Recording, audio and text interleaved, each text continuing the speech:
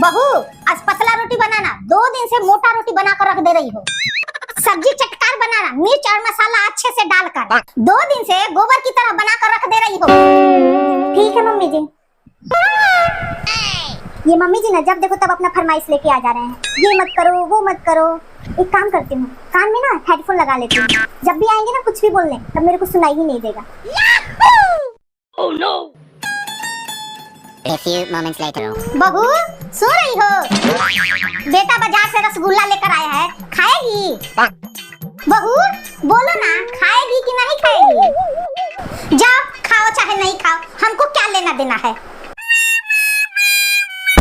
अरे वाह मम्मी जी, आप अकेले अकेले रसगुल्ला भी खाने लगे। ये नहीं कि बहू सुबह से मेहनत कर रही है, खाने से पहले उसको भी पूछ ले। हम तो 17 बार पूछ कर आ गए, तुम ही नहीं सुनी तो हम क्या करें। भगवान मेरे साथ ही ऐसा क्यों होता है?